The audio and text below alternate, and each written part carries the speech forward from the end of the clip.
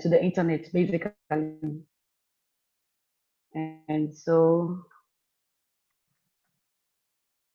I'm Dr. Gazy, and I'll be presenting on a general overview of the risks and benefits and some parenting strategies that we can take in this period where coronavirus is here with us and our children are learning online and do a lot of things online. Welcome, Emmanuel. Mr. Emmanuel Alta is the second presenter. He's a child internet safety campaigner. He's been doing this kind of thing for years, educating parents on the strategies, practical strategies they can take in order to protect their children. And so without wasting much time, Emmanuel, are you here with us? Just say hello to us, and then we can begin.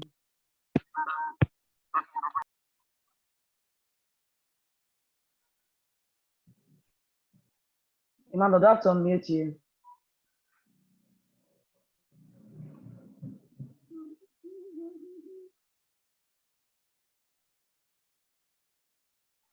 Hello, Emmanuel.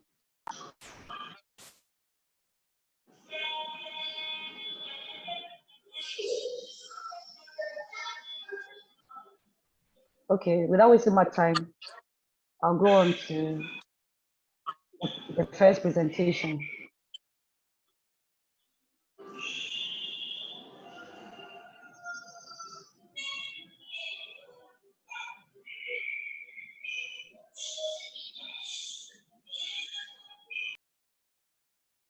Okay, please, can we all see my screen, please?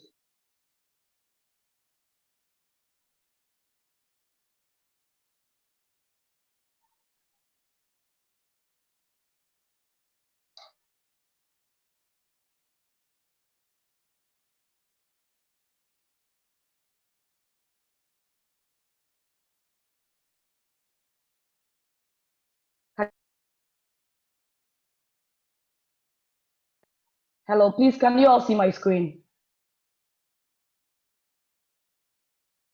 Hello? Hello?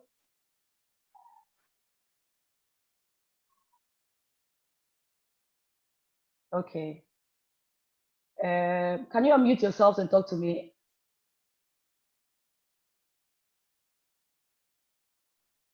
I said I can't seem to hear anybody.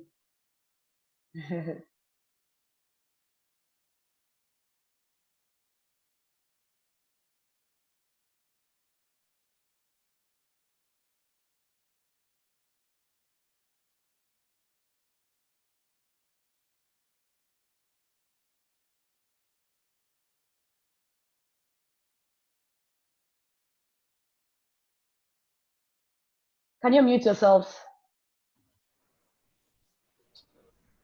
Okay, I couldn't hear, and so I wasn't sure. Yes, we can see your slide. All right, so mute yourselves, and I'm not going to tamper with that again. All right, thank you very much. Okay. It's better now, Doc. I can unmute now. Thank you. Okay, is that Emmanuel? Emmanuel, are you there? Mr. Emmanuel Atta, a second presenter, are you there? Okay. We can. So can you see my screen, please? Yes, we can see your screen.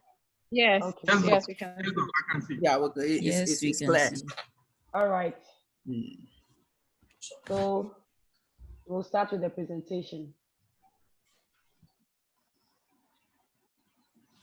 So this is a Happy Healthy Home series. It's the second we are bringing to you. We are trying to bring one topic to you every month.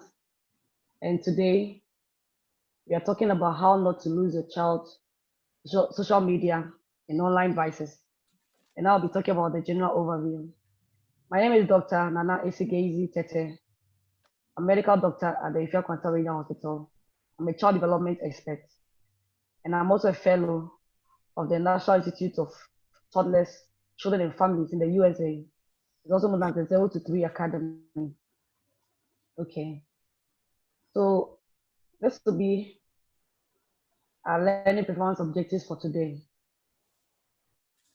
One, we want to help parents understand the risks and the benefits of online exposures. From this presentation, we want to share a few parenting tips on how we can stay alert and protect our children. So we'll start with some global statistics about the global use of internet. We know that there are about 8 billion people now on Earth. 5 billion have mobile phones. About 4.5 million, 5.5 billion are internet users. Another 3.80 billion are active social media users. So now that our children are online, studying, and getting entertained and all that, you have to know that they are in a big public space and they are part of billions of people. That's no joke. Now, it's so interesting to know that every 60 seconds, this is what is going on in the world.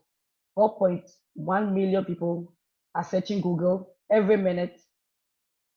694,444 people are scrolling Instagram.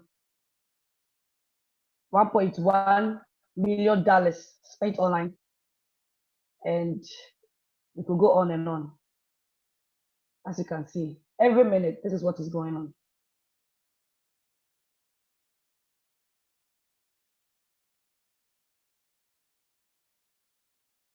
Okay, so the average daily time spent on social media worldwide is 2 hours, 24 minutes, averagely.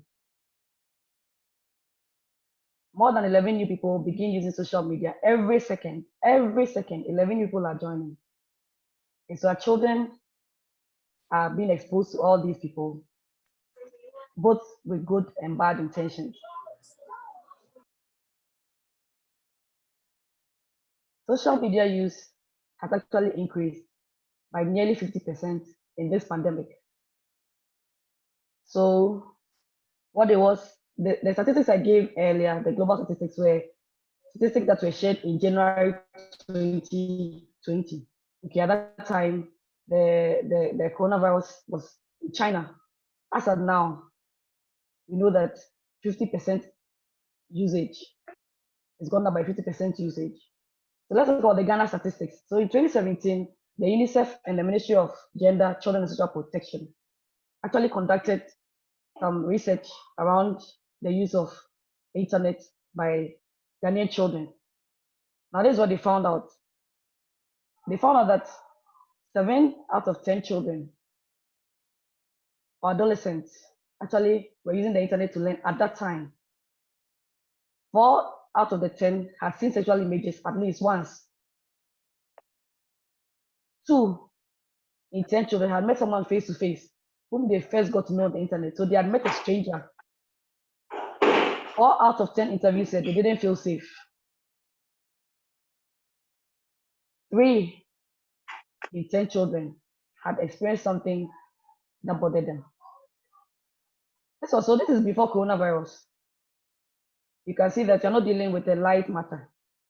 So what is the situation now? More children are using the internet now. They are on it for longer periods. And of course, there are more predators also looking for them. In the same vein, they have become smarter. They are also using the internet for longer hours. And guess what? They are going to increase their cyber attacks on children. So this is just a statistic about the use of tablets. Okay, when you look at teens 12 to 15 years, 64% are using tablets. And basically 1 in 3, everyone in 3 now owns a tablet. Just a tablet too. We haven't talked about mobile phones, we haven't talked about laptops. So the new normal demands that parents do basically three things. One, learn the risks and benefits of online schooling and entertainment. Two, they need to adapt parental strategies to meet the need. Okay, you can't go on parenting like you were doing before, even if they were using the internet, because now there's a demand on the time and the effort that they spend on the internet. And then finally, you have to learn and make use of practical strategies to control what the children are exposed to. This is interesting because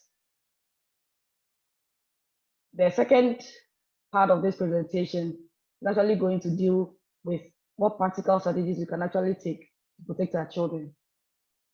So what digital devices are they using? They're using their mobile phones, they're using their tablets, they're using their laptops. They're able to screen share from their mobile phones to the TV, which I like making my children do a lot because I want to see what they are doing. And so we can be in the same room and they are screen sharing what they're doing on their phone on the TV. So we are all on the same page. Okay, you can be using the radio or even game consoles at this time. So what are the risks? One, like already mentioned, there are predators online waiting to groom and traffic the children. Now, what is grooming? By way of grooming, when we say grooming, we mean that these are people who try to access social media platforms. They learn about your child and they start interacting with the child. Now, when they start interacting with the child, because they've learned about the child, they know so many things which they can share, talk about. So the child begins to feel like, oh, that's really a friend. That's somebody I can trust. This is somebody who understands me. And they'll start volunteering information. And the ultimate goal of grooming is to one day meet up with the child and engage in sexual activities with the child. I know recently there was such a case in the UK where it was a grown-up woman who was actually grooming the children, and she had planned to meet one child when the police caught her. Okay. Now the ultimate aim of trafficking. So trafficking is along the same line. The person is very nice to the child and develops a friendship over time, a trusting friendship, and then suddenly they start introducing the child to sexual conversations, sexual images, and gradually they introduce the child to prostitution. So the ultimate goal of trafficking is prostitution. Now the child is also at risk of being bullied, and this bullying can take many forms. Okay, there's a post. Okay, so this post shows us some types of bullying online. Can be gossiping, where they deliberately send cruel gossip to damage the person's reputation, or exclusion. The child is deliberately ignored and left out of conversations and all that's going on. Then this actually impersonation, where the person breaks into the other person's email and then starts sending messages from that email, sending images, sending emails that to damage the person's reputation. Okay, so you be there and you get an email from ABCD, you know very well, and what the email is saying, you know, it's not the person. That is impersonation. Okay, then there's harassment, where there's a repeated posting or sending of offensive media. There's cyber stalking, where there's posting to intimidate the child, sending threats every now and then. Then there's outing or trickery, where the child is tricked to divulge information. Also, all these things are types of bullying, which our children must know about. They must be aware of, and then they must learn to deal with bullying. I'll talk about that very briefly. But then there's a risk also of posting private information. Sometimes they as young as they are, they think that there's no harm in posting some of the things that they post. But we know that when you post your private information, you are given access, let's say, to your location. Okay, and there are some video games like that. As the child is playing the game, and they'll just come and say, okay, so tell us where you are. And it will look very unsuspecting, but immediately they grab your information and they take it away. Phishing. Now, with phishing, the child receives email if they have an email account, and you know where you get those emails. Somebody says, oh, I'm in Ivory Coast. I was married to this rich man, and he left this thousands of dollars and he's dead. So if you send me your account, I can send it to you. That's phishing.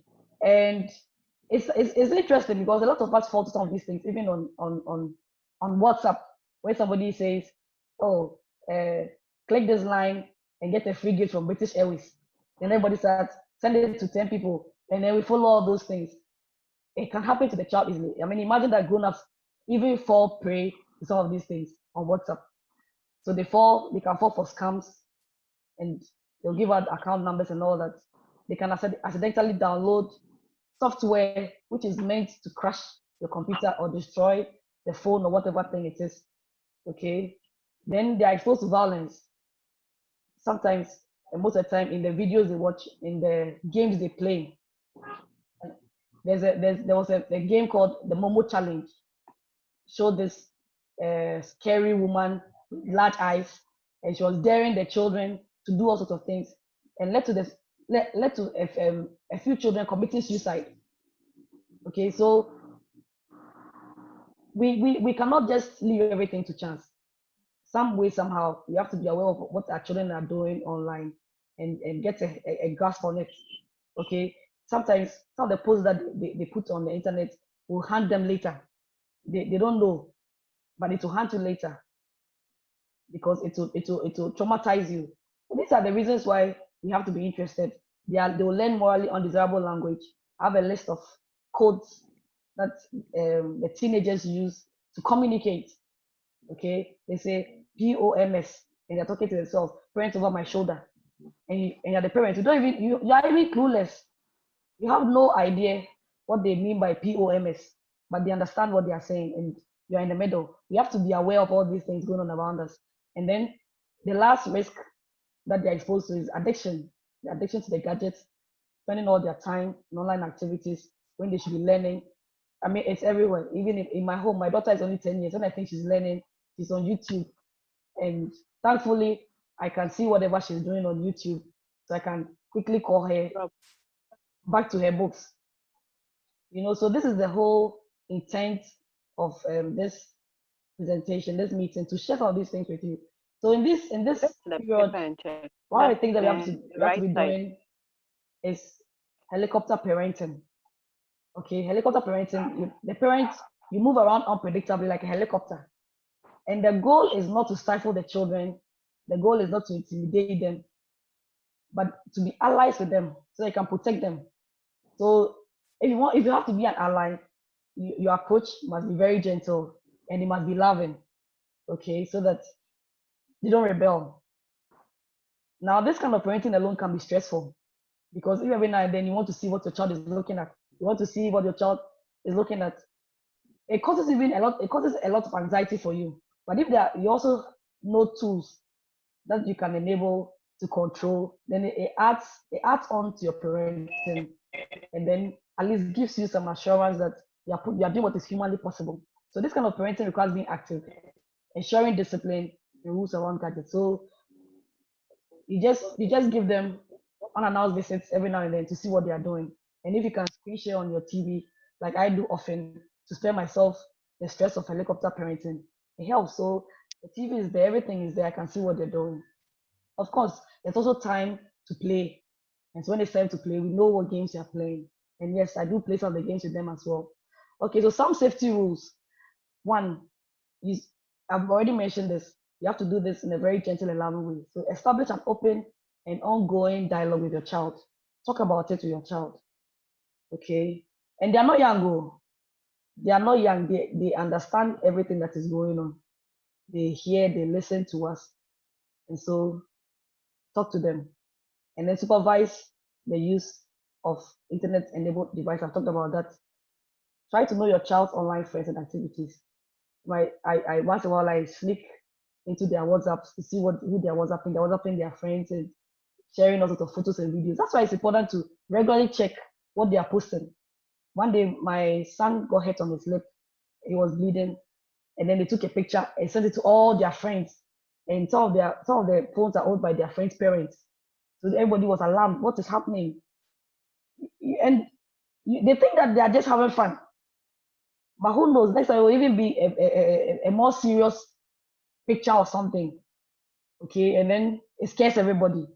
So we have to regularly see what they are posting, talk to them about it. Don't leave it all to chance.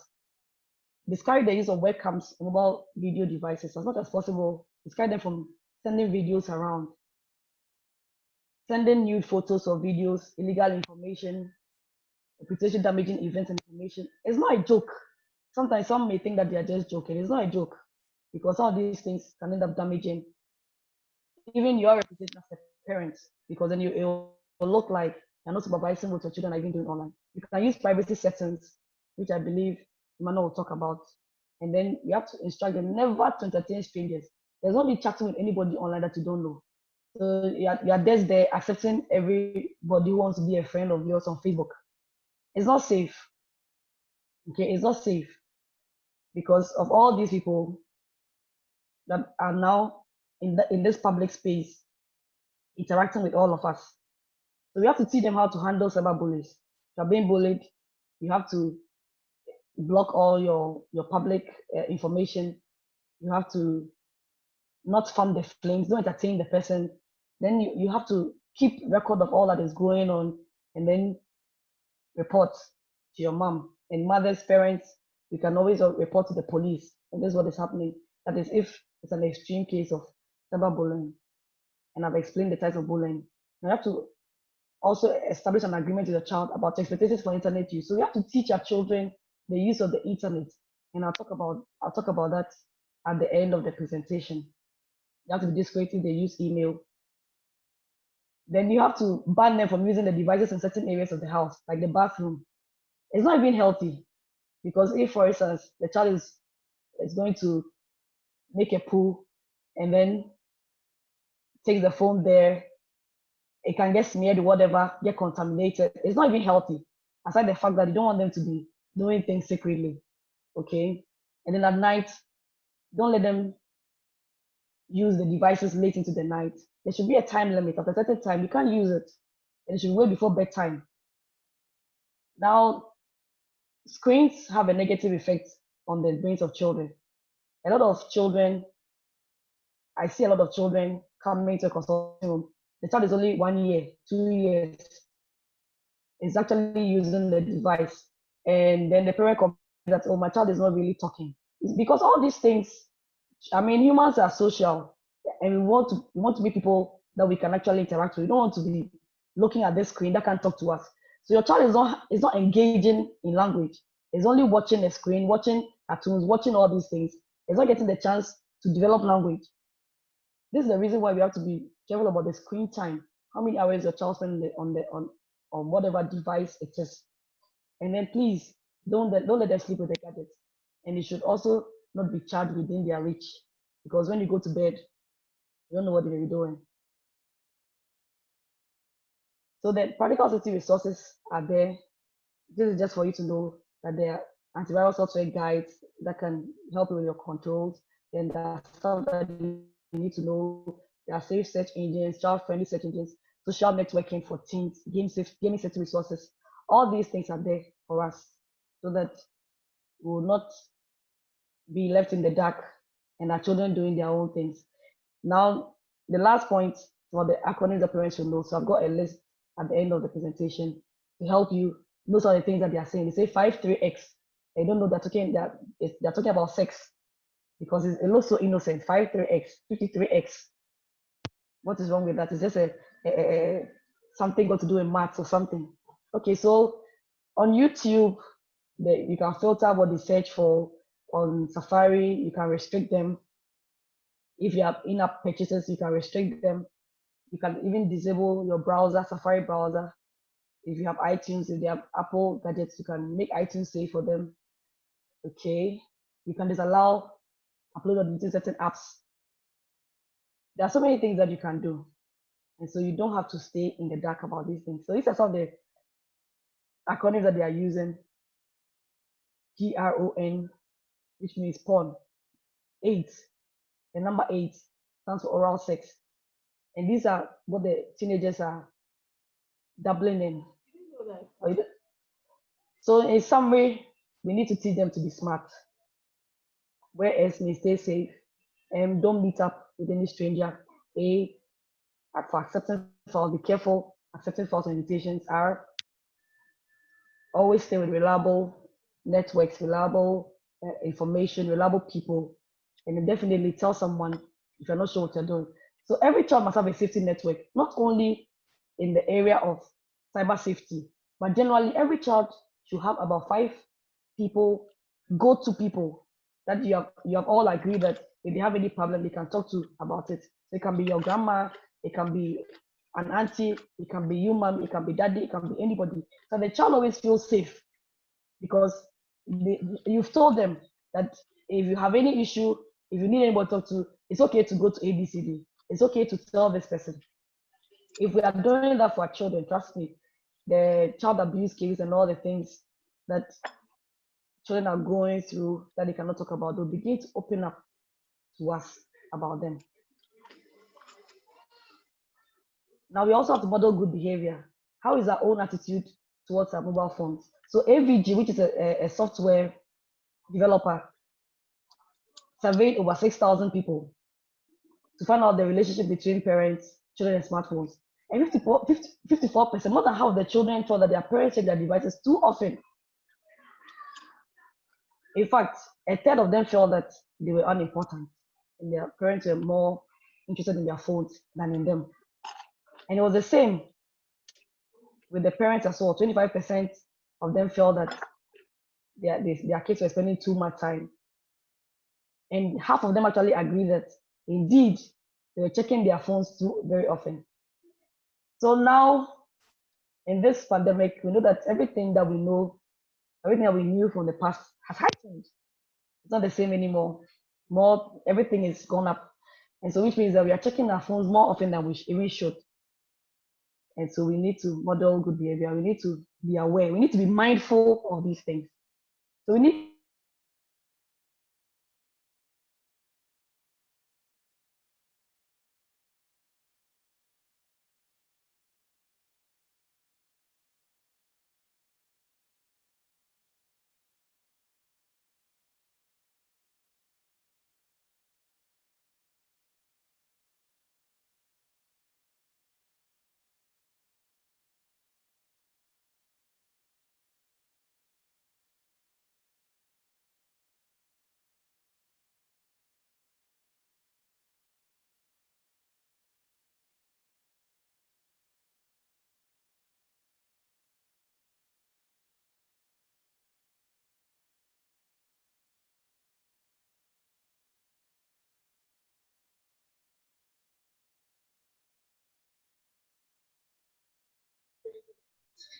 Hello, are we together?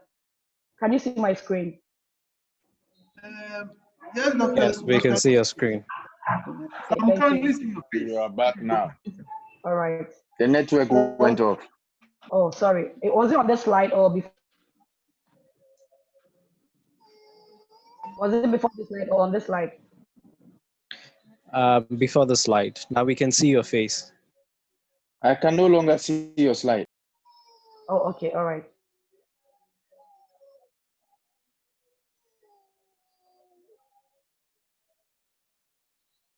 Okay.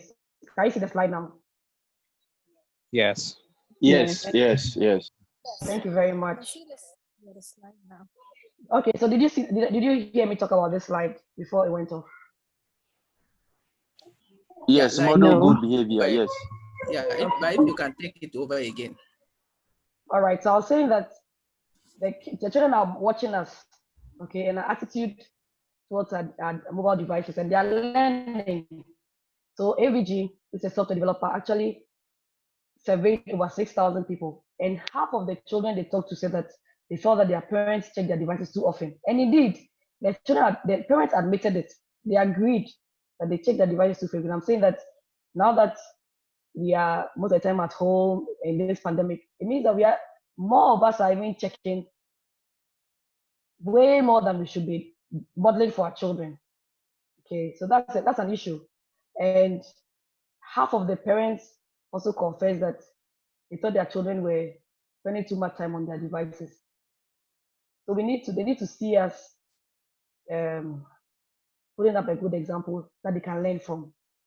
Okay, so I'll say that we need to teach our children what good digital citizenship is. Don't leave it to chance, and don't let them go and learn anywhere what the internet is. They need to be good digital citizens. Now that we're all in this public space using it, they must communicate respectfully. They must learn not to be disrespectful, not to use certain languages. Sometimes you're on a WhatsApp platform, and then some people just start saying all sorts of things and using very bad language, being rude to each other, showing disrespect to everybody on it. Your children must not be part of that. Okay, they must use the tools very well to talk with people, not about them. You have to also let them know that anything that they post online is permanent and one day can be used against them. And I was saying that even some apps, WhatsApp, some people can see when you even delete a message. So you are thinking that you deleted it, but they can see. And on your phone it's deleted, and it's deleted for most people, but they can still see. So you have to be careful. You have to think before they post anything. And of course, they must not entertain cyberbullying. And when they use anybody's work, you have to be careful to credit the person. So a few parenting codes. Okay, that is that there's no such thing as a perfect parent. So just be a real one. Just do what is humanly possible. And children spell love time, T-I-M-E. So if you want to give out love to a child at this time, do make time for them and be mindful of how you are using your devices. A person is a person, no matter how small. Don't underestimate your child. Try to engage them and monitor whatever they are doing online. Allow children to be happy in their own way. What better way do they find? So allow them to be happy, which means that even as you're trying to monitor them, do it in a fun way, not in a way that will put them off. That'll make them rebel. That'll make them more curious. That'll make them, let them see that you are an ally in trying to keep them safe. Okay, and they say that I think it's necessary to let kids get bored once in a while. That's how they learn to be creative. So the time we have to make sure that they're not spending too much time online. Engage them in other things. This is a time to discover their talent. The time, in fact, one of the things that I've discovered about my daughter is that she can draw so well. We didn't know that till this pandemic. Of course, we knew she could draw and all that, but we didn't take it serious. But then this thing, pandemic came in, she's been so creative and artistic, and it's like, wow, if we allow the devices to entertain them, they would have even discovered this because they'll not have chance to be bored and then do something with themselves. So the use of the internet is what we must teach them, that it's important for searching and sharing helpful information. It's important for learning new ideas and innovations. It's important for connecting with people and communicating with them, for education and learning, and for marketing and business. And beyond that, anything else is trash, and they must move themselves from it. So credits to UNICEF, to the Ministry of Gender, Children and Social Protection, and then Digital Technology Platform, where I took all the global statistics from. And you can always check Internet Safety 101 for more information if you want to read more about these issues. Thank you very much for your indulgence. I would hand over to Emmanuel, who's going to share with us the practicalities of what we're doing. Like I already introduced him, he's been doing this for a very long time. Okay, so Doc, I'm here, so you can give me an access. Doc, I'm here, so you can give me access to the screen. I want to share my screen and start. Sure, go on. Then you can give me the. I have.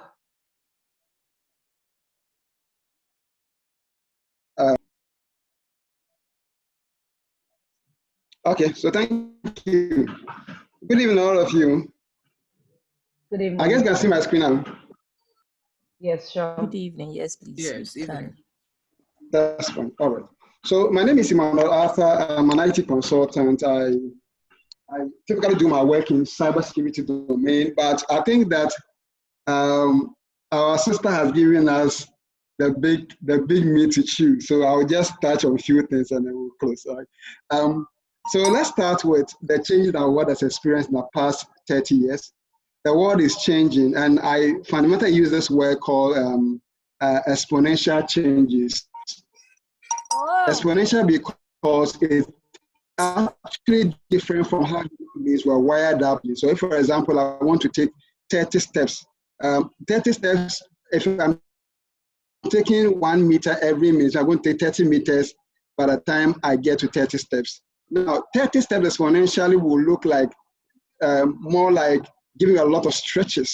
So you'll be able to accomplish, or you can use the same 30 steps to get to the moon and come back to the earth and circle the earth like 8 times if we are doing 30 steps exponentially. So mathematically, if we are doing the exponential changes, we have 2 and 4 and 8 and 16 and 32, that order.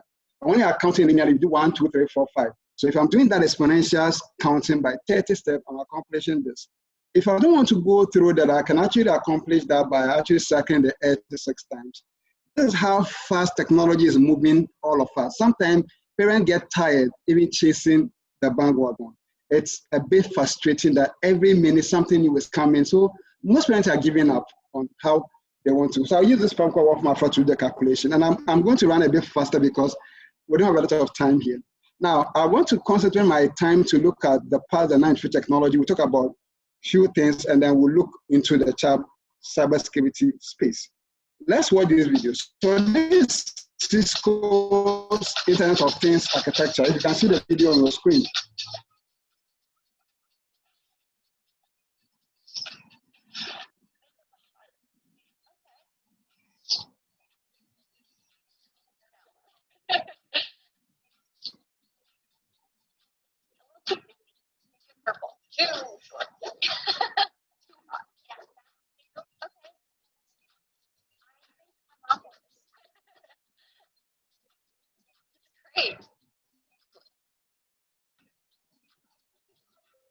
Okay, so Cisco has this particular project on Internet of Things, and they are actually trying to do things that we are not really thinking about. And it's very amazing. There are a lot of changes in our world today.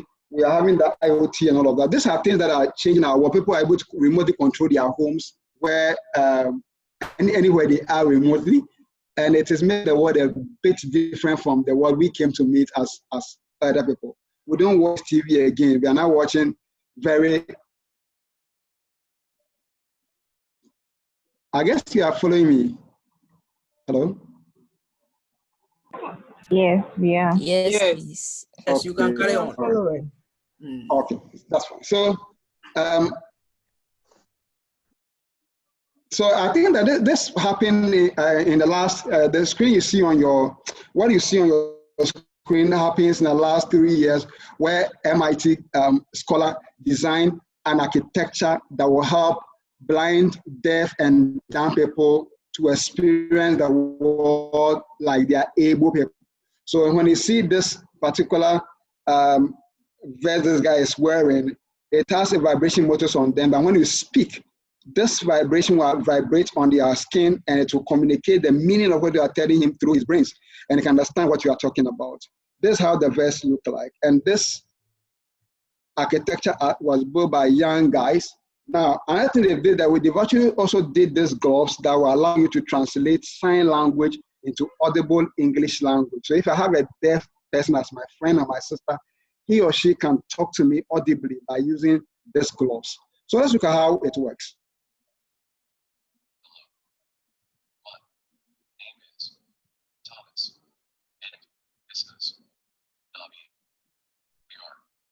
Inventors in the Lemelson MIT Student Prize Competition.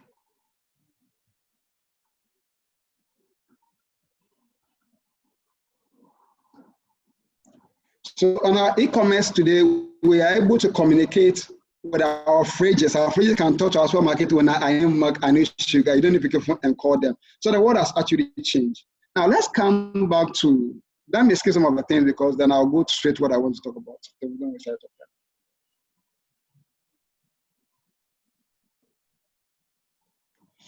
So the things that are happening in our world today give a particular burden to the 21st century parent.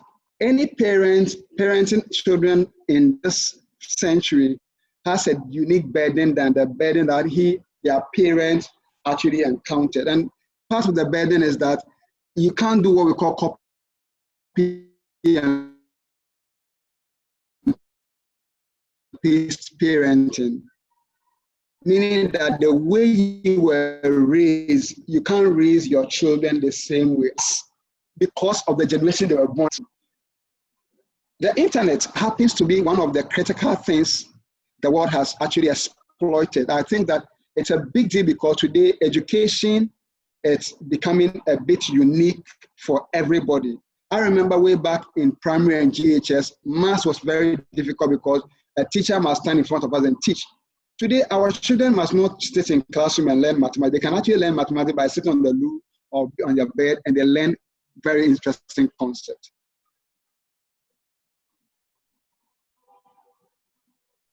This is what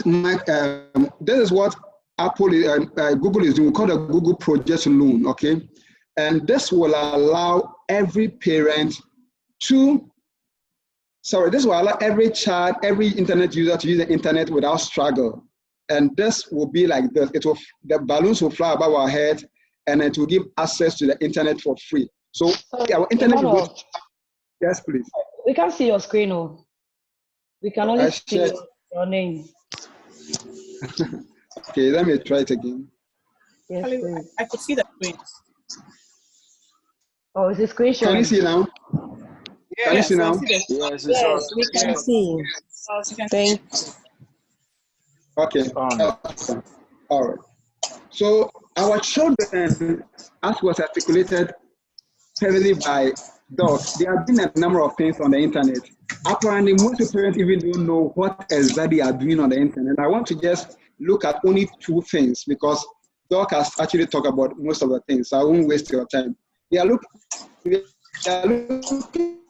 at a number of things they do with the devices they have. If you look at entertainment front, all main things they do. And all of these things are intertwined. If I look at something like entertainment, they are using their virtual world, which I won't talk about because Doc has talked about it. They are using the social games, they are using the communities like the Xbox, they are using the geosocial games, they are using MMOGs, and it's huge for entertainment. And when it comes to social media, communicate, they are using the social media bookmarking, they are using the social news and wiki. So these are the things they do basically, all right? Now, so I'm skipping there because I think that Doc have handled those things. One of the biggest issues we have, Doc, can you please mute?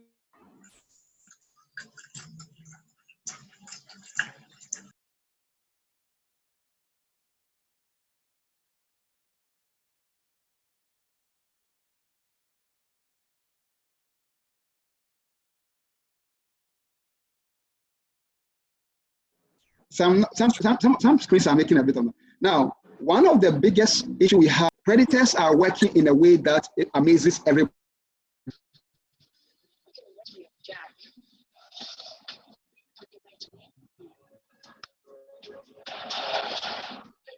I think if we can put our videos up, it will help the internet better. Kindly, if we can just put off our videos so that we can have maximum feedback. Thank you. Maybe I can join you. Okay. Wanted to see how good I was. So I said to the people about it. He was impressed.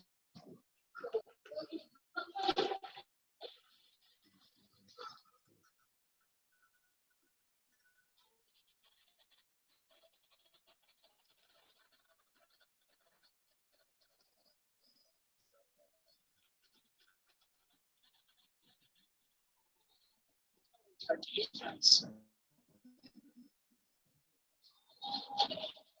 Finally, we were going to me. It was just in time. Come on. Come on. That was funny.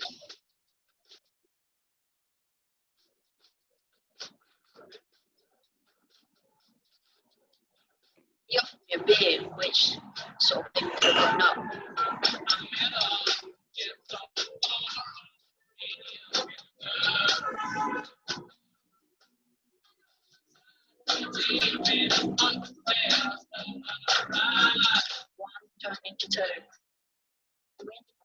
Few.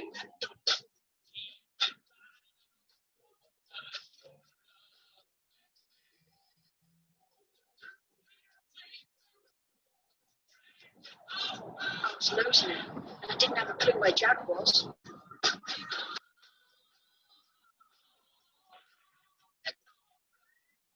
That Jack,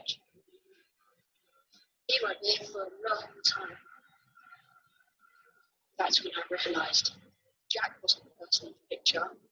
This was Jack.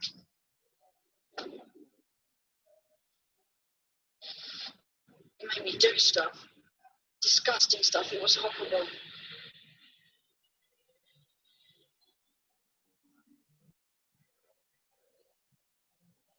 It hurt me real bad. Okay, so the story you saw is one of the strategies sexual predators are using to lure people. And in Ghana, about 3 years ago, we had a story of a doctor, a medical doctor in Takoradi, who was actually using his game console on social media to harvest young people and abuse them.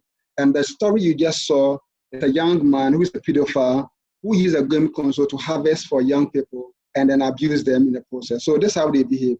A grown-up can behave like a woman, and then a grown man can behave like a girl. And these people will exhibit themselves as young people on the internet to harvest young people and then get them to meet them, as our sister was saying. That is not even the biggest issue. I want to talk about the bigger issue as we go along.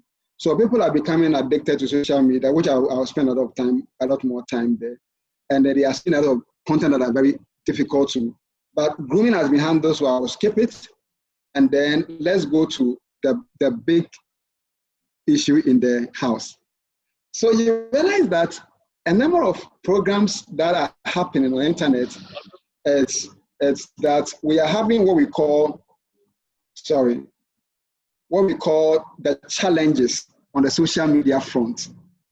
The reason we are saying that you can lose your child on the internet is that there are so many activities that are going on online that can easily take your child along. So let's look at a story like this thing we call the upskirting that happened way back that CNN reported. This young man was able to put his camera in between the legs of ladies and film their underwears and post them on social media. The question anybody will ask is that, why should a young man be doing that? If a lady you are sitting down, the guy will put a camera in front between your legs and then record what is happening under your skirt. This is what somebody was doing as a young person. This is another selfie challenge that was done. They have to behave like a model, and young people were doing it. Now, let me come to another thing that will also fascinate you. Like in Ghana, for example, we had this challenge called the 10-year challenge, and every young person was doing something, even the celebrities were doing it. The question is like, why should somebody be doing it? We had the kitchens to where when a student was having an affair with the headmaster, it became a craze, and everybody was doing something around that story. The question is that, are we looking at the psychological effect of those who are participating in that challenge? Now we have Kalipo, and when the then candidate Akufo-Addo was drinking Kalipo and it became a craze, everybody was doing it. And I say, why should people be doing these challenges? Because people are dying out of these challenges and stuff. Remember the Face app? This thing came up and everybody was doing it. Every young person was doing it. Why should you, even a grown-up, be caught up in this web of doing some of these things? We have the Ice Bucket Challenge global platform. We have what we call the happy slapping. This is when a young person will have his friend hold a camera for him and he go back to slap his friend, and then they film it and put it on social media. The question is that, what is making them do that? What is making them want to slap a friend, record and put on social media? Now, parents, young parents who are 22, 23 years, who are giving birth, had also a contest called the cheese challenge. They throw a cheese on the face of their babies. And then this caused many babies to suffocate. One of the challenges we celebrated about 3 years ago. Now, this was called the sellotape challenge. This is where people can sellotape all their faces, and about 3 people died doing this, and people wanted to do it, sellotape their body and put that on social media. The question is, why are they doing it? I remember this one. Just about on Instagram, we have what we call the A4 challenge. You have to slim down to have the width of an A4 paper. and most young girls were doing it. Why would they do it? And I don't even do it. This was the typhoid where they were eating ointments, they were eating it, and they were having reactions, and they filmed themselves and put it on social media. And some of them were dying. They were poisoning their system. They were dying. But you wanted to do it stuff. Now, this about ice licking challenge, you go to supermarket, you take the ice cream, you lick it and put it back, and you film yourself, put it on social media. Why are they doing it? The amazing one is what we call the ice blue whale challenge, where young people were actually taken through what a doc said about the grooming. We take you to groom you into various steps. You have 30 steps, but at the end of the 30th steps, the child will kill himself. And about 3 years ago, it was a craze. It kills more than 2,000 children across Europe and America. And how was it? How did it happen? What will make a child want to enter some of these challenges that we are talking about? Let's look at it. I won't talk about so many. I want to concentrate on these challenges. And let's look at the blue. What happened at the Blue Whale Challenge? Remember the Blue Whale Challenge to mount a brand new threat to the safety of your family and your kids. It's trying to make its way from total strangers to social media right to teens and in depth. It is that serious. Well, now we're bringing you valuable information you need to know, questions you need to ask right now. The investigator, Jeff Bertram, breaks down the problem, what's being done, also provides the solutions. Just a week and a half ago, 15-year-old Isaiah Gonzalez hanged himself inside his bedroom in San Antonio, Texas. He propped up his cell phone on a shoe and did it on Facebook Live. We had no signs at all. Isaiah. But looking back, his family says there were red flags of what they now know is the Blue Whale Challenge. Isaiah had been listening to strange music, even drank some bleach, that posted picture proof on social media. They just laughed about it. They blew it off like it was a joke. And if one of them would have said something, if one of them would have told us, it would have been a lie. A lot of people wondering what this challenge is. Mel Pat discovered her 12-year-old daughter in Mississippi was in the midst of the Blue Whale Challenge when she found these deleted photos on her daughter's cell phone. She had cut F-57 into her arm. Other kids have cut a whale into their arm. This mother was in time to prevent the end game suicide. The hardest thing as a parent is to hear your child tell you that they're better off. They felt better off being dead. 3, 2, 1. Challenge over. Miami police made this video alert to get the word out fast. Today we're going to be talking about the Blue Whale Challenge. So the Blue Whale Challenge is more of a grooming challenge. So you are challenged to go through a number of activity 1, listen to this music, go to horror film, do your self-harm, cut yourself, and everything you do, you post it on social media. And then somebody's moderating until you do the ultimate, that's to kill yourself. Some parents are saying, how can somebody go through all this and then kill himself? Another challenge was the Slender Man. The Slender Man was also a horror movie that actually somebody take that concept and started grooming young girls to start killing each other. So in America, we had these girls actually took one of their friends of forest and stabbed him about 19 times. The guy survived, but they were actually inspired by the Slender Man, this horror movie. It's a mystical movie, a horror person that actually groomed these young people to commit that crime. Why are they doing that? Why are they doing that? Now listen to me very well. I'm now going to take you into the reasons under some of these issues that something we get so shocked that cannot happen at all. There is a module around the social media architecture called the Zuckerberg model. Okay, the social media architecture was built for monetization, basically. All right. Now there are a number of ways the social media companies make their money, and I won't go into those dynamics so much. They make their money by your presence on the platform, how long you stay on the platform, and what you leave as a footprint on the platform. The architecture works this way. If you put anything on the platform that doesn't entertain other people, that thing will not be seen and will not be celebrated by any other person. So let's assume that the module says that if I put anything, my picture on social media, the algorithm now show it to 1, 2, 3, 4, 5, 7, 8, 9, 10 of my friends. If those 10 friends don't do anything around the picture, if they don't like the picture, if they don't share it, if they don't comment on it, the algorithm automatically assumes that the things you are sharing are boring. So they start suppressing it. That's how it works.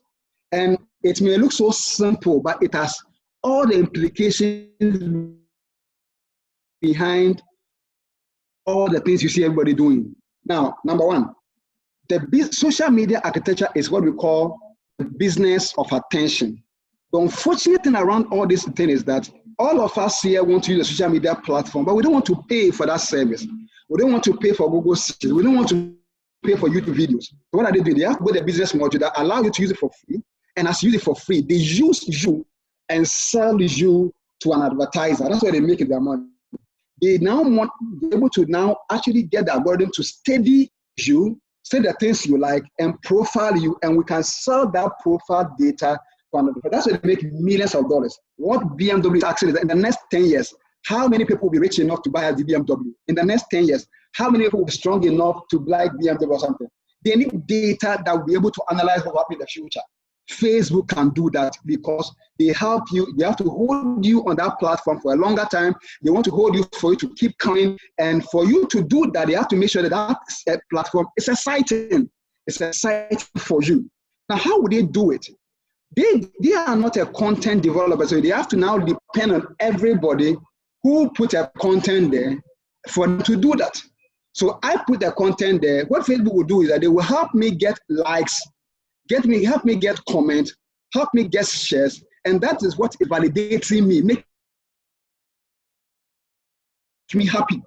I spoke to one Reverend minister. He told me that, Emmanuel, I put a message on Facebook for the first time, and many people were liking and commenting, and I was happy.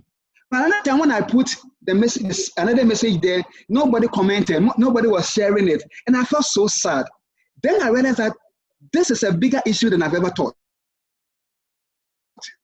If grown-ups, their emotions about who will like and who will not like them, the things they put on social media, actually regulate how happy they are or how happy they are not. It means that that manipulation is what actually make our children want to do daring things that will make them enjoy it, the stuff that are. So by the motive of the social media, if you put normal things there, nobody celebrates you, okay? So if I put my normal picture, then nobody celebrates. But if I go on Instagram and a woman, I put my cleavage, I bring my cleavage out, and then I put a very sexy picture, about 1,000 likes, 2,000 comments. Why? Because when you put those nasty things there, the first time people will react, either by insult or by commenting or by liking. When the algorithms see that first 10% of the people that are following you are down that, the algorithm then begin to spread it for many people to see it. Facebook is trying to make everybody happy. So once people are celebrating a particular content, then that content has to be celebrated. They have to show it around.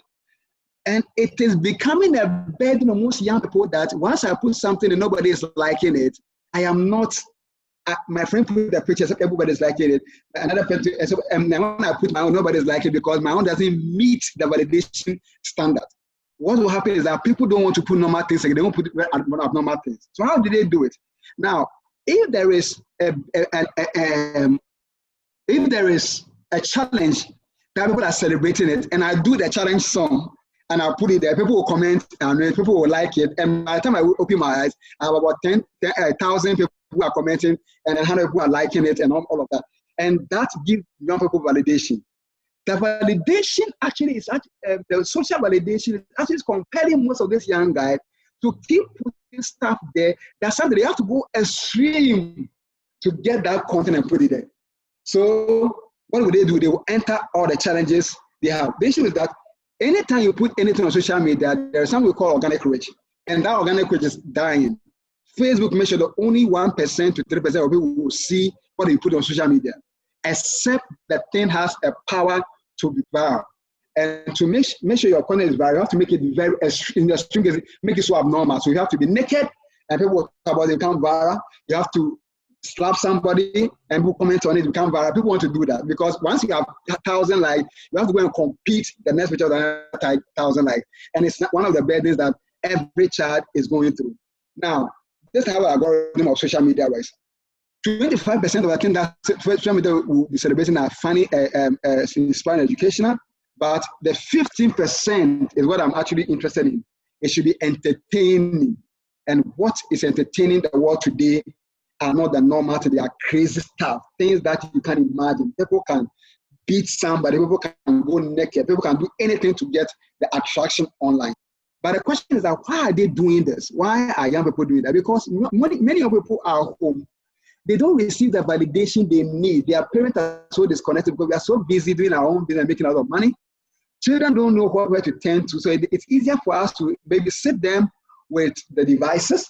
And the babysitting devices has a number of people who have almost all their concept, who will help these children to get the validation they want. And in the process, they get them into huge troubles and stuff like that.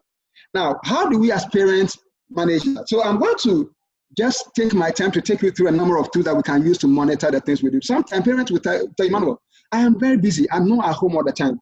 I can't sit with my children all the time. Look at the things they do and the things they don't do. What are you going to do? Now, every technology you are using today has embedded in them what we call the control, the parental control architecture in them. Whether they are Googling, whether you are actually doing, they're using the mobile devices, Android, iOS, Windows Mobile, any device you are using, whether they are using a game console, there is a way you can connect this device they are using to your mobile devices. So that if you look at the stories of young people that are actually kidnapped and all of that, and the conversation go on, and parents don't have an idea who they were talking to, who their friends are, and all of that.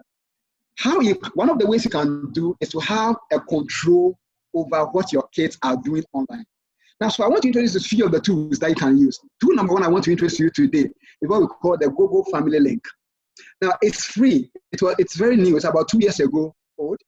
Google Family Link will allow parents to monitor the apps that kids are using to take care of all that and give you a prompt information on what your child is doing, who is chatting with, and stuff like that.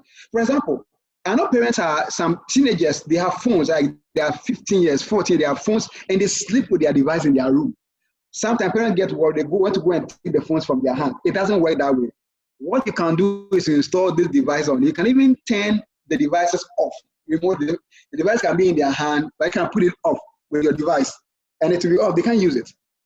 And that's some of the things that this device, this family link will do. So let's fit that too. So it actually helps you to do what we call screen time. So I have a 10-year-old daughter, and then I want her to access this, her mobile devices 2 hours a day.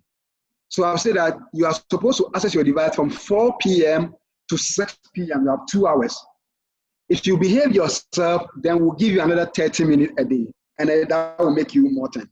Now, you can set on the device that your bedtime is 8. At 8, you don't use anything, any application on your device again. So I can deactivate every application on my child by using my own mobile phone to do that. Now, also actually set limits on the app limit. So, for example, your child cannot download, so I cannot use, I can say, okay, you are using Facebook for 2 hours, 1 hour, but you are going to use Instagram for 30 minutes. You are going to use this. So you can actually pick the application they are using and set time limit to them that don't use Facebook for more than 2 hours. Because one of the biggest things I've seen many parents are battling with is that although their children are using the devices, they don't have control. So you have to tell them, they even forget that they just have the device. But you can automatically set it. When the time is up, then the child gets the devices turned off or activated. Now, also what we call bonus. So if your child is behaving very well, you can actually set it up to allow for maybe more time for them to play with the devices. And then they get a bit excited about it. Now, other feature on the platform is that you can also lock the child device remotely. So I'm at the office, and I'll go on my primary, and my child is using the device. I say, oh, do something. Your assignment, you're not doing your homework. I can lock the child's phone with my own device. Either I'm in the office or whatever. It's internet, so I can lock my child device. And then the child cannot access anything on that device.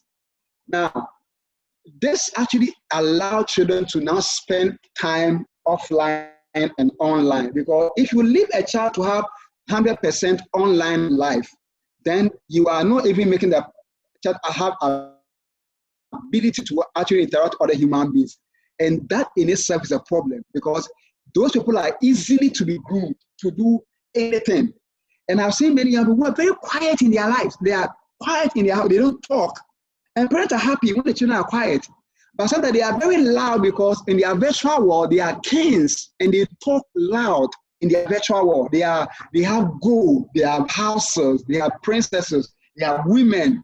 But in the physical world, they are normal Kojo Mensah in my house who doesn't talk to anybody, but they are very aggressive on their virtual world. So there should be an engagement. And I say that if people are very active on their online, on their virtual platform, but they're very silent in their homes, you have to watch it. Watch it because it will surprise you that another Blue Whale challenge will come and he will join and will not survive it. So we are not scaring any parent where we're saying that let's actually open our bait on the things our kids are doing online so that we can keep them safer. All right. So let me take you through a bit of scenario. So this is my emulator. So I'm using this emulator. Let's say this is your typical app store. So I go to my typical app store here, and this is how your phone look like. So you're using Android devices like that. If you are using the iPhone, you can go to the app store, you can download the same thing, and then you come here and type Google Family Link. So if you see I have the family link for parents and I have the family link for kids, I installed this one on my child device, and I will install, this one on my own device, so for parents on my own device, and I will install this one on my child's device. Then I will go through the process, install it, install on the child, and connect the two devices. That's it. Once I do that, I remotely can have access to the child's phone, and I don't need to be sitting down with the child to know what the child is doing, but I can be in my office and monitor what they are doing.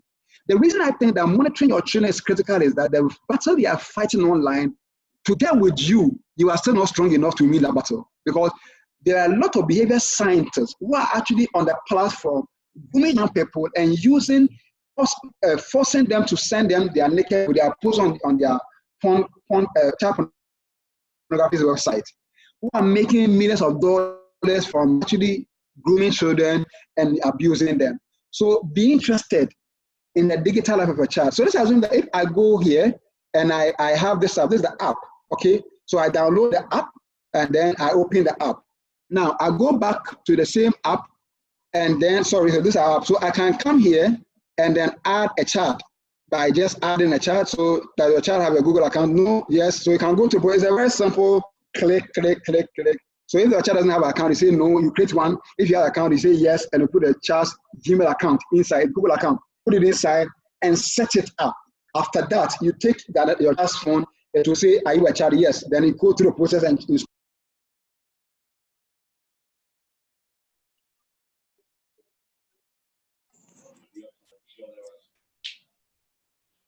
words of encouragement from Daniel Clark, maybe a few harsh words as well.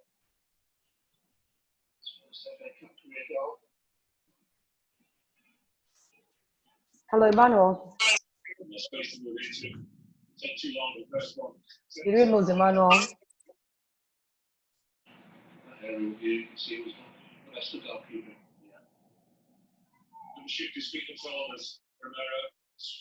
Okay, so in the meantime, if you want to have the presentations, you can kindly drop your email addresses in our chat box.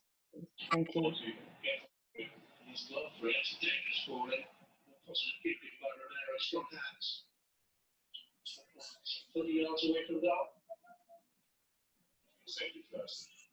Sorry, I'm sure Emmanuel will be back in a few minutes. Technical challenges.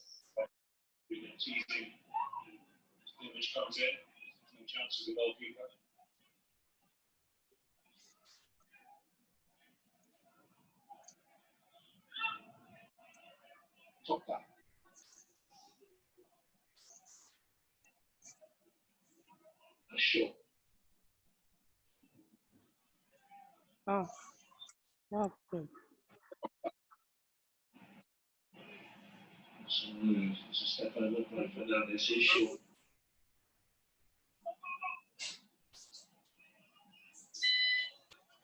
From the team, right? On the way back.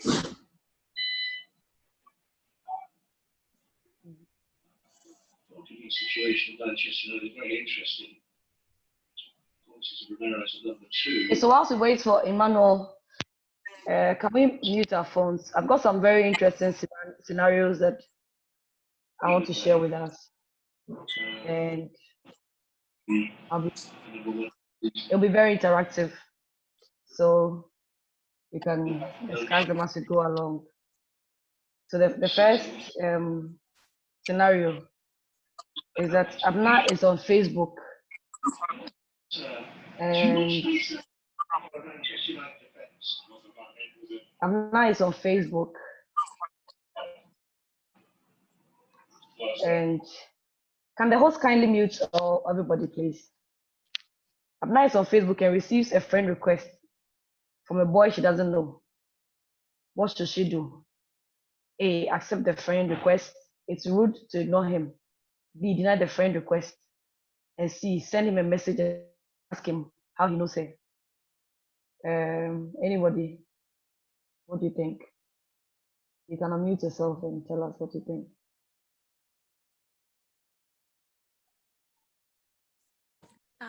I think she needs to ignore, because the person is a stranger, and then you don't have to accept a stranger's request. That's my take. Okay. Any opposing views? Yeah, I think I agree with the previous speaker, because the same way we teach our children to ignore strangers in the real world, we should also teach them how to ignore strangers in the internet, on the internet, I'm sorry. So if they don't know a man or a boy or a girl, they should ignore the person the same way they would ignore a stranger. Thank you very much. And I like the way you put it very succinctly.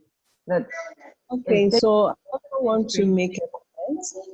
Okay. There are times even we as parents, we also get, like friend requests. We give ourselves time to see if really there are people we know. Normally we have mutual friends, in between. So there are some kids who can't, for whatever reason, avoid it, feeling bad that, oh, I didn't respond.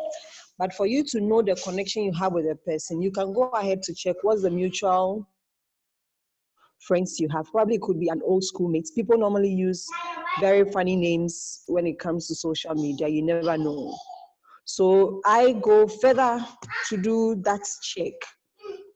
If you have those kind of inquisitive kids who would not be able to say, okay, I won't accept, because we will say it, but the yes or no, you can't tell. It may happen. So maybe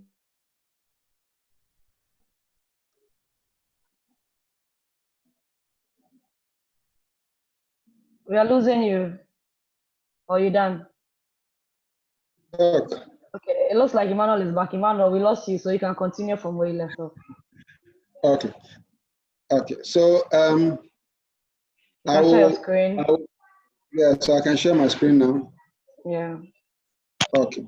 So what I was doing, I was using my emulator to explain to you how you can get the link, the family link, which I want everybody to do that. You can actually try experimenting, like family link for kids and family link for parents. It's a two applications. So one for your own phone as a parent, and you install the other one on your child's device, and then walk through it and install and do the configuration. If you have about 5 different kids and they all have devices, you can actually set them up with their names. Okay. So if I have child A, child B, child C, I can actually do all of them with different age bracket. That also helps us to know what they can download. There are actually applications online that kids are developing that is beyond their age, at 18 years plus, like Vine. They download. But if you set the child up like, okay, the child is 10-year-old, then every application that is age rated above the 10-year-old, they can't download. They can't actually go to the porn site. They're going to go to a gambling site, and every curious site they want to go to and have experience, they won't be able to go there. So that restriction will be there, and it helps you give a space for you to get education. Now, the app also helps you to know what your kids are doing, so that it also give you information for you to begin your family safety discussions, which most people don't do. We have a lot of morning devotion sessions. We preach our children the word of God, but we don't have digital family safety time with our families. We don't talk about the experience people are having and share them with our kids. That's number one. Now, the second app I want to also introduce is what we call the YouTube Kids. Okay, the YouTube Kids is also a very fantastic app. And then, so YouTube Kids, and you don't necessarily need to actually allow your young child to go on YouTube and access the YouTube platform. This platform here has everything a child will need as far as the YouTube videos are concerned, things about kids and their learning at any level they are. Once you download this particular app on their platform, then you can block any other application on the phone, and they will be able to have a lot of fun on this platform as well. So I will just pause for you to ask your questions, and then maybe based on your question, I can also go to other things. All right. So, Doc, I want to just pause here for them to ask questions, and then maybe interruptions that we'll do. So, thank you. Thank you very much. Yes, we'll take the first question. Can you kindly mute your devices? Can our host kindly mute everybody? You can mute everybody. Myself. Okay, somebody was asking a question. You can go, please. Okay. So I'm Edmond Pimpon. Please, can you hear me? Hello. Yes, we can hear you. Good. Please, my question is, I came to discover Kindle, which is another version of Google search. Is it effective for kids, or is still weak in a way? No, normally. Sorry, can I, Doc? Can I answer? Doc. Sure, Emmanuel, go on. Go ahead. Go ahead. Hello, Emmanuel.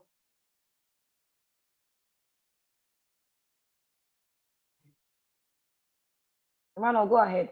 And kindly share with us in our chat box if you also have any search engines or any apps that you are using, any ways by which you are controlling your children at home. Share with us in the chat box. Thank you. Emmanuel, you're back.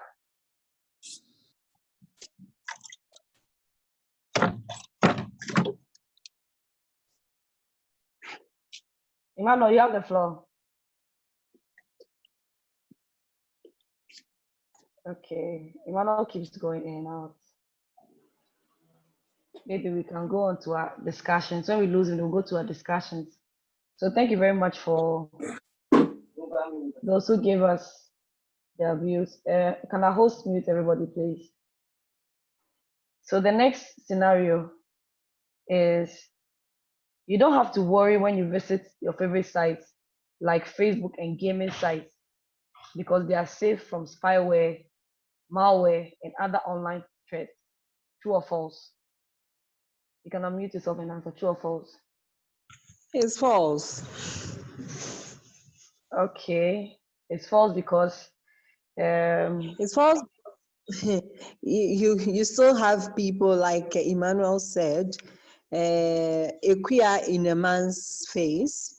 Sorry, like a monster in a queer.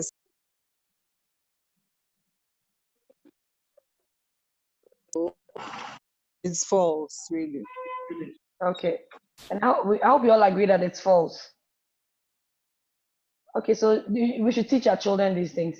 Now the child receives a chain email that tells them to pass the email on to 10 of their closest friends.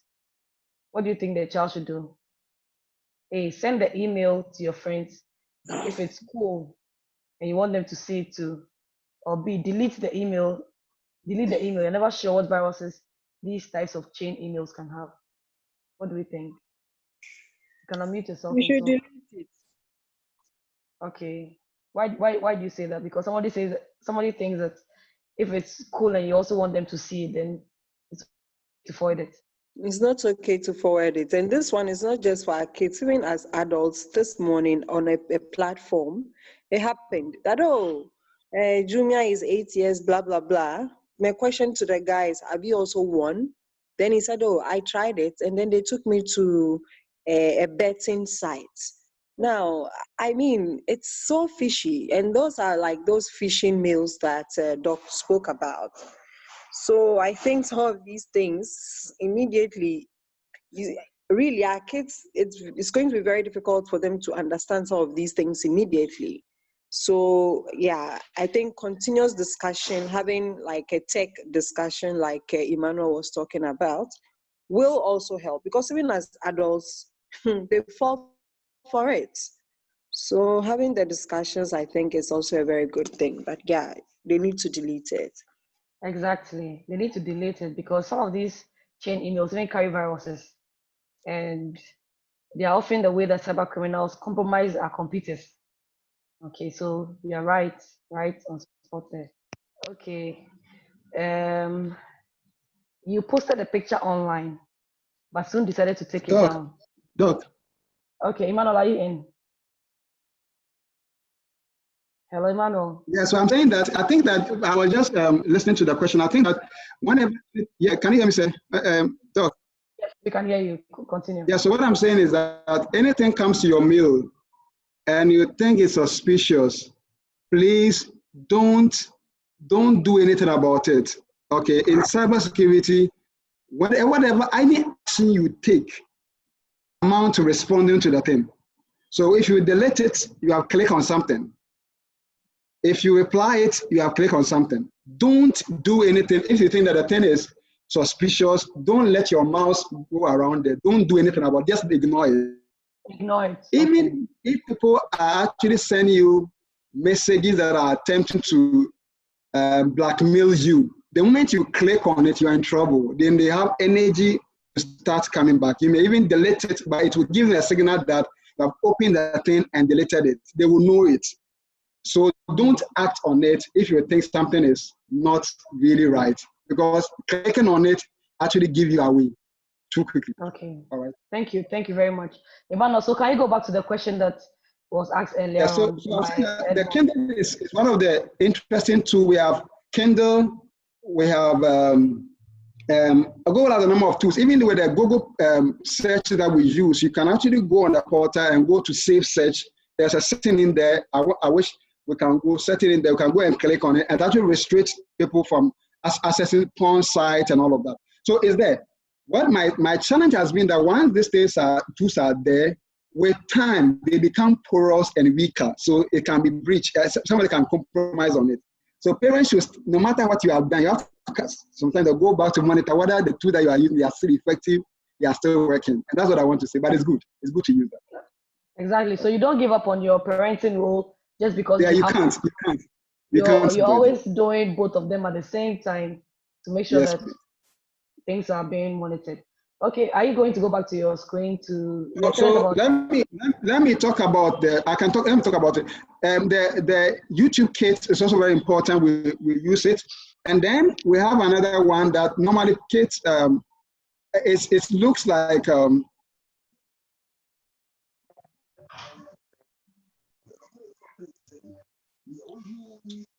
So we can actually do the search I was talking about, like go to Google searches, go to filters and express, and then you can actually go through the Google searches settings.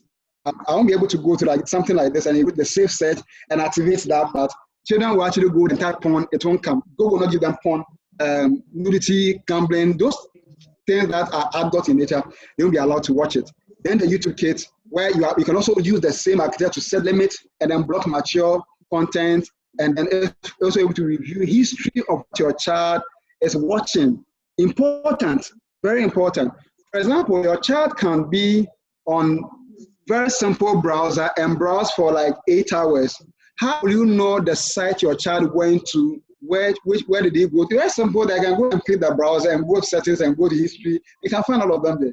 Okay, so let's assume that I have this tool Give me a minute. Sorry, give me a minute. Let me do this.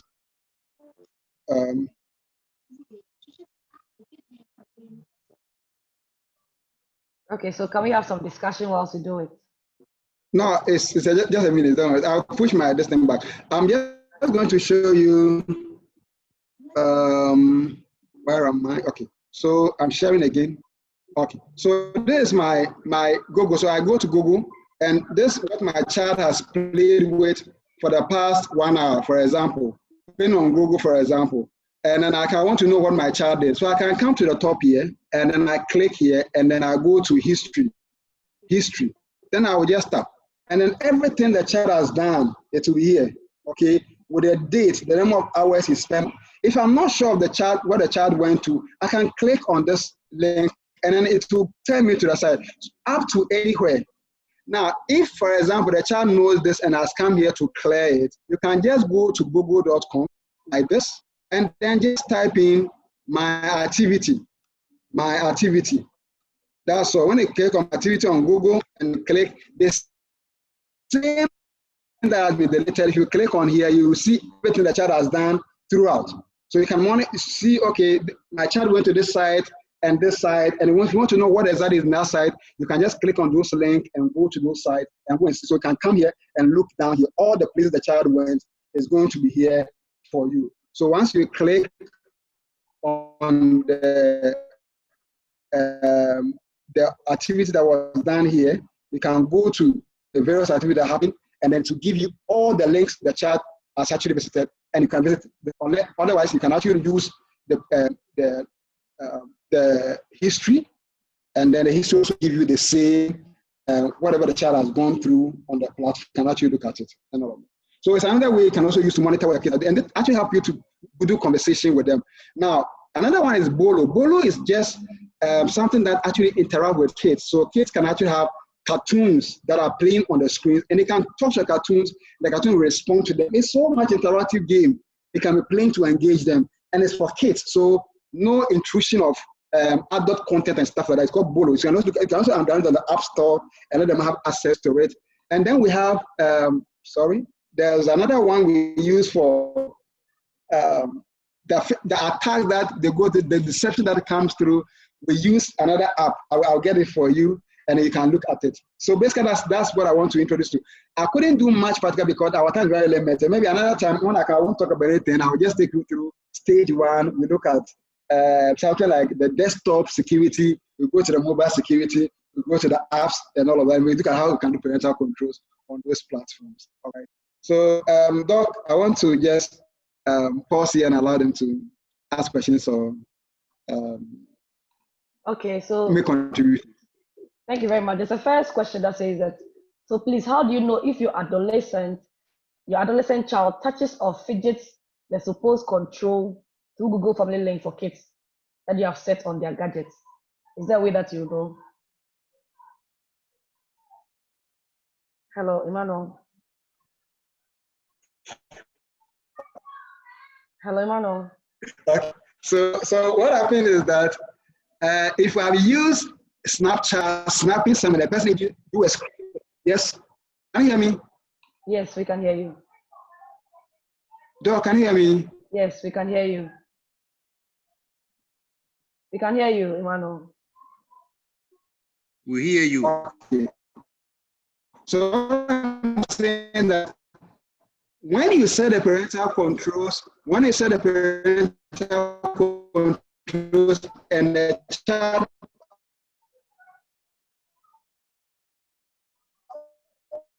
you should put up your video. The child bypass the parental control, the system will communicate back to the administrator on your portal that your child has been able to bypass.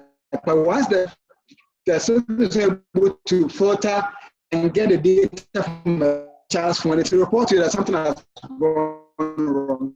So that reporting that will be done to you on your phone if the child bypass it. Oh, yeah, I think it's better. So let's put the video off, and then it will make it smooth.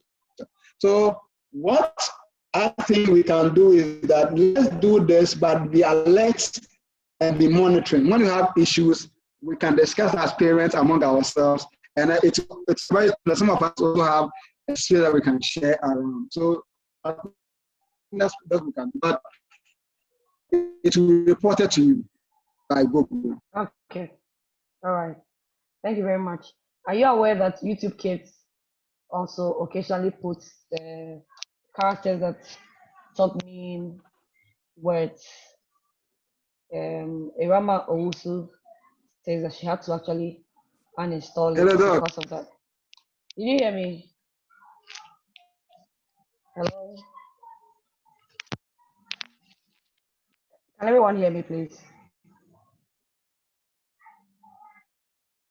Can everyone hear me, please?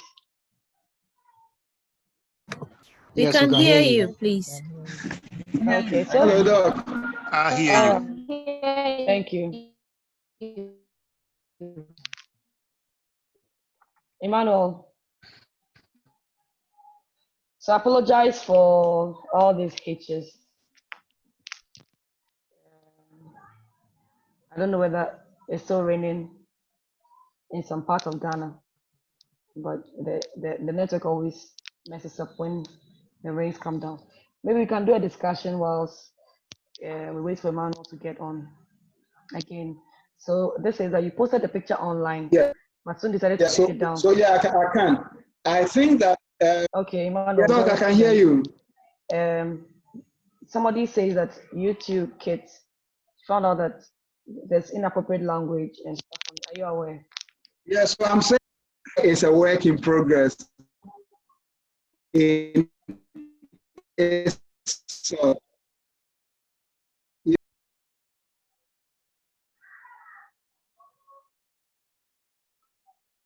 Emmanuel, you're still breaking. I'm on, Doc. I'm on. Yeah, but you're breaking.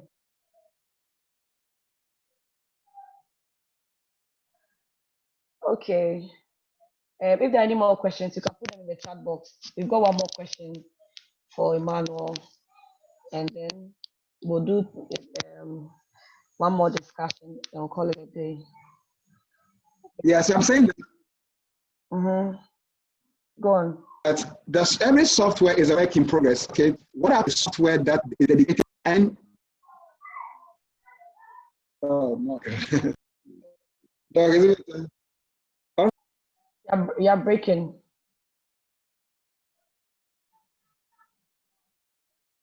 Okay, so let's do these two discussions and then we can call it a day. You posted a picture online, but soon decided to take it down. You are worried your friend may see it, so you're assuming that you're speaking to your child. But then you soon remember that person does not have a computer. That means your friend will never see the photo. Is that true or false? Anyone, you can unmute yourself and answer.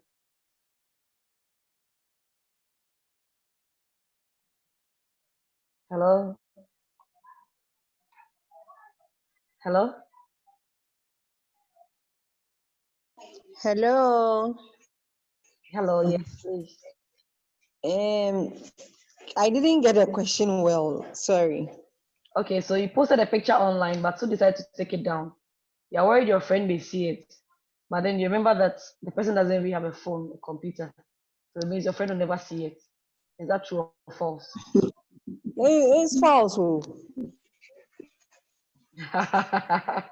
It's false because even now, if I remember, there's something we call is a screen recording or something. That comes with now the so-called WhatsApp status and all that. So if the person doesn't have a phone, it doesn't mean the picture is off totally. Someone may have recorded it and so may have it. Sure. Thank you very much. So these are the things that we have to talk about with our children, engage them. So you can share some of these scenarios with them and let them understand that in the real world, things are not working. I mean, in the cyber world, things don't work like that. Okay. they are very susceptible to being deceived. And I mean, all sorts of things getting in their way. Emmanuel, are you with us? Yeah, I'm here. I can hear you. Okay, good. So you were saying that every app is a work in progress. It's a work in progress. Okay, so once you actually put your child on those platforms, you have to also monitor them. But I will also say that it's always better to actually use app that is actually built for kids and then put your eyes on it. That takes a greater burden off your head than to do parental control and put them on the mainstream application.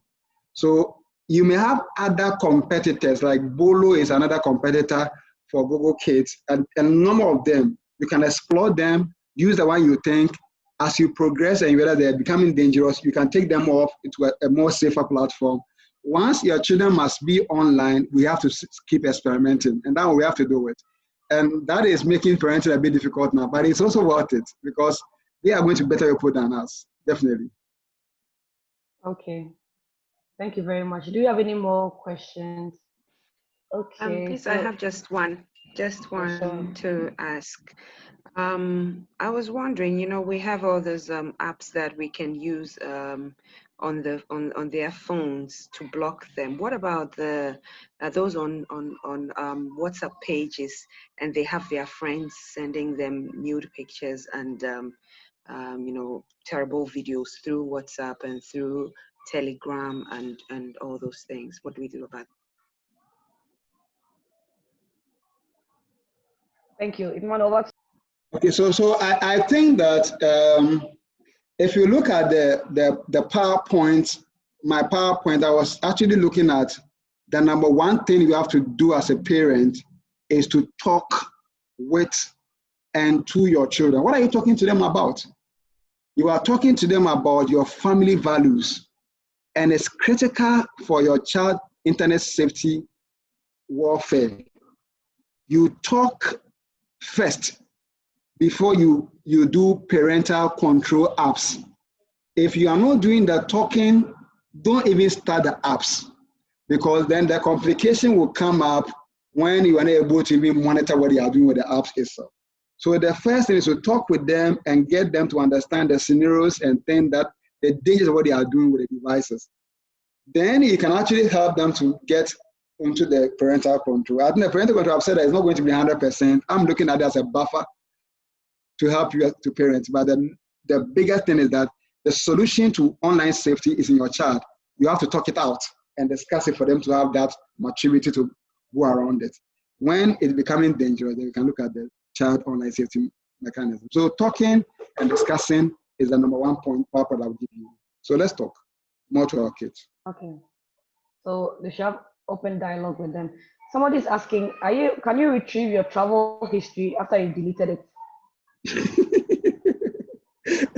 Okay, so I was supposed to hand it about, I know so many things are here, so I can't do everything. The first thing I want to talk about is that anytime you put anything online, you can't take it back. You have to put that at the back of your mind. If you put anything online, it's there for good.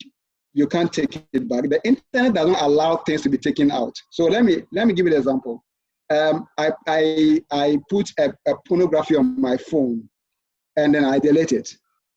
When you put your hand there and delete, what you have basically done is that you have actually removed the identity of the picture. For instance, what we call the identity of the picture. The actual picture is still embedded on your phone. So when I take that phone and I run a forensics tools on it, the things you have deleted, even the one you have done what we call a factory reset on it, I can retrieve them back. That is why it's so dangerous, even for you to have sexting, like your husband is not around, you're having sex with your husband on the phone with him. It's so dangerous because the traces can be on the platform. Somebody can actually harvest it and can use it to do extortion, can use it to extort money from you and all of that. Now, the second thing is that every social media architecture you use, okay, it's a server that is owned by somebody, and that server, you can't reach it. So, for example, if I take a picture on Facebook and I load it up, by the time the picture is shown to me, the actual picture is loaded on Facebook, their server, and they show me a copy on my time wall. When I'm tired of Facebook and I delete my Facebook account, It's good. Nobody will see anything around, but the data is still on their server, which they won't give you because you told them in the license agreement, which you signed to when you open the Facebook account, that you have read the license agreement, which in that agreement they told you that they are going to use your data, whether they inform you or they don't inform you. So these are the things that you have to also bear in mind. Anything that goes online stays there forever. You can't take it back, fundamentally. So if you are putting things that you don't want to take it back, don't put it there in the first place. Otherwise, you can't take it back. Are we good? Wow. Yeah, you can't take it back. Yeah. So that's the thing that we have to know, that it's permanent. Yeah. And one day it can come back to haunt us. I think that some time ago, Yeah. I heard that the US Embassy was actually tracking down some people for commenting on some issues or so, and it was affecting their visa application even. Okay, so this is important. If you're going to talk about issues that will... Doc, just to add a bit, I don't know whether anybody has actually studied what Snowden Snowden did. Like, there was a CIA agent that left CIA and brought all the issues about CIA. And the issue is that American security agencies know everything you do on social media. I think they think they are private things, like your password on your phone, and then you are chatting with your loved one, you are seeing nasty things, and somebody is aware, like somebody sees everything, like like that. It's a server that somebody sees it. So when you are playing with the digital devices, especially when there's internet connectivity or even no internet connectivity, your data is being recorded, and then you have to bear in mind that you can't get it back. They will tell that delete it to just get your psychological satisfaction that at least I'm deleted it, but it's there. It's there. That is what you have to bear in mind. Yeah. Wow. And I think it also brings to mind this priesthood college or something in the US somewhere. They decide to search through their search engines and see what fish out for the history of what they've been searching for, and they were surprised. That's supposed to be a seminary of priests and pastors, and about 90% of the things that they had been searching was about pornography. And this is very, very embarrassing. But I think somebody says that she tried. Oh, Amma tried Google Link on her daughter's iPhone, but it didn't work. What do you think could have happened? Amma, Doc, come again with a question. Sorry, I lost you a bit.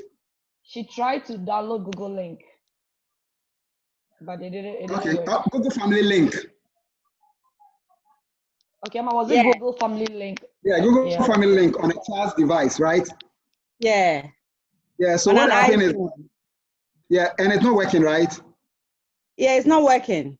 Yeah, so what happened is that this is a Google product, all right? So you as a parent can have the iPhone, but your child should be using an Android device. And you can use your iPhone to be the administrator and control it. Now, if the child is using iPhone, then it's better for you because iPhone too has a number of serious parental control features in them. We can activate that one. That one even can do better work than what Google is going to do for you. Is there? So we can actually look at that one as well. Now, but if the child is 16 years plus, the system will not accept that because America, the policy believes that if a child is 16 years, it's an adult, so he can't be put under parental control on their devices, something like that. So the system does not allow you. If you put in that the child is 16 years, then it's also not work. All right. But if you still want to, you get it? Is it 16 years? No, she's 12. I'm using Android and she's using iPhone. Yeah, and so I I'm saying download. Yeah, so now if it's the other way around, it could have worked. If you were using the iPhone, he was using the Android. Okay. Otherwise, then you have to then take his device because iPhone is a superior operating system than iOS is a superior operating system than the Android. Okay, so you can take the phone from her hand and then take her through how to do parental control, and it can also work perfectly for you as well. Okay. Okay. Yeah. Thank you. You're welcome. Thank you. Okay, so I think that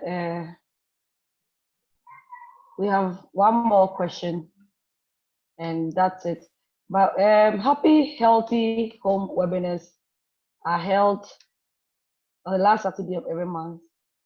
So for those who are asking when our next meeting will be, it will be the last Saturday of next month, and we'll surely advertise it on WhatsApp. But if you want us to keep you updated, so you can send it, we can send you email reminders as well. The last question is that what are some of the Apple apps? Are there apps by Apple also? Emmanuel. Yeah, so for Apple, I think somebody's machine. Sorry. Doc, can I go on? Yes, you can go on. Yeah, okay. So for Apple, I think that if your child is using Apple device, you are blessed. Okay, so it's easier.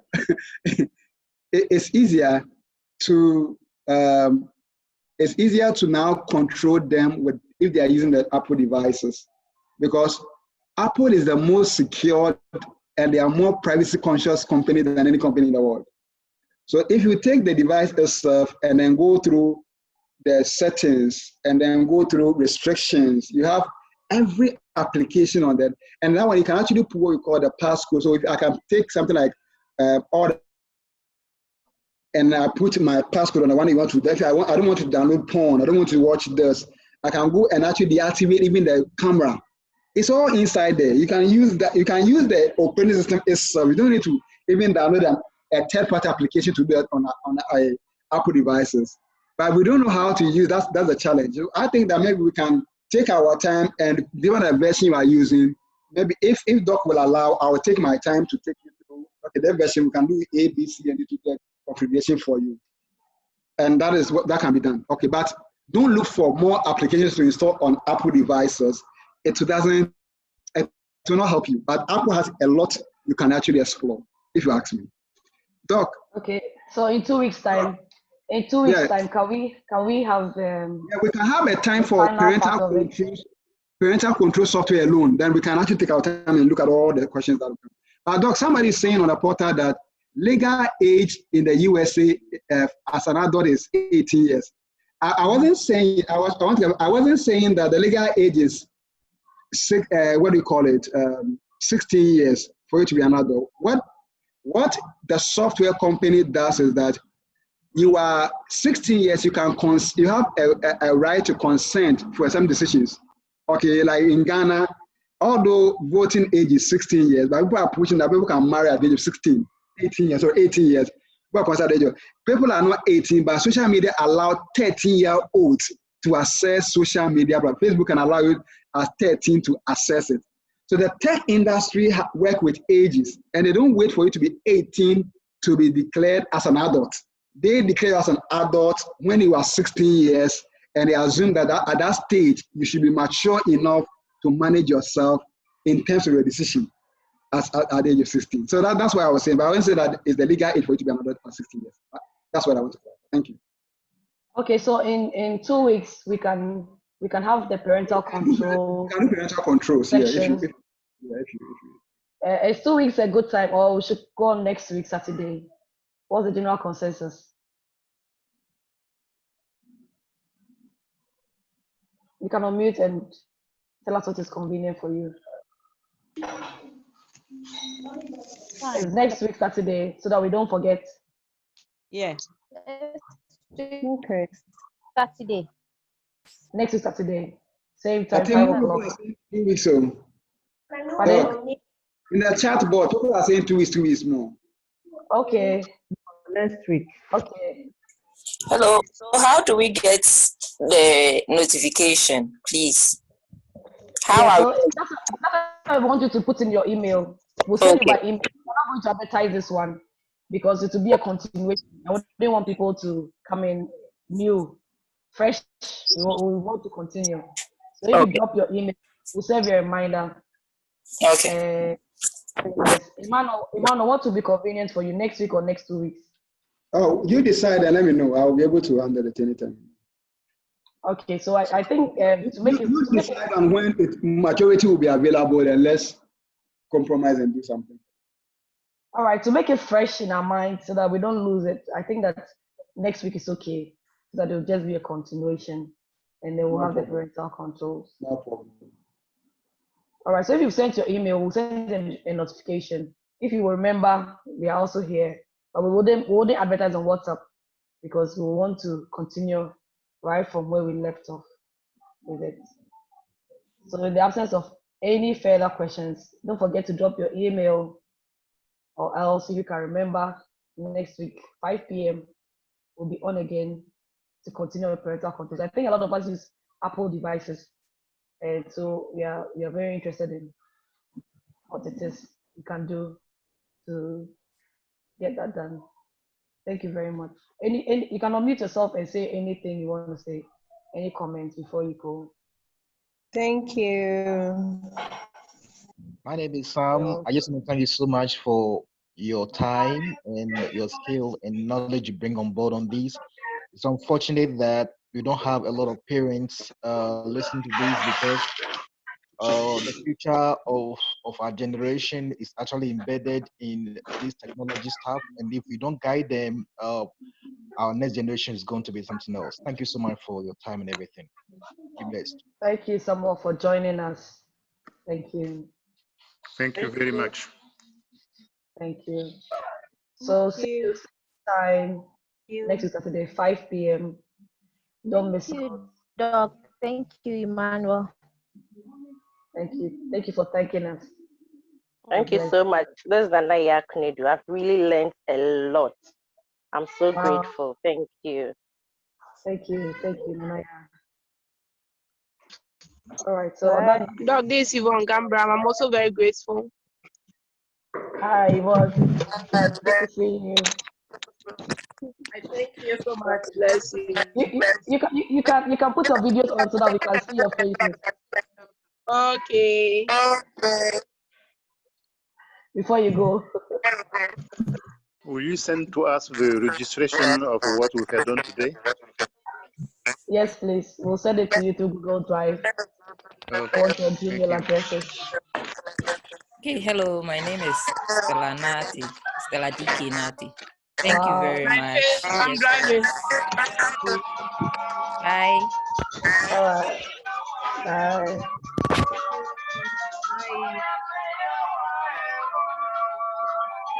Hi, Doc. How do I drop in my email? Doc, if there's a WhatsApp platform for parenting wants to be added. Sorry. Sorry. I wanted to know if there's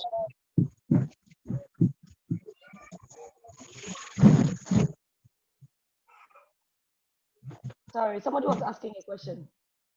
Is it Trinity? I said if there's a WhatsApp platform for parenting, I wanted to know so that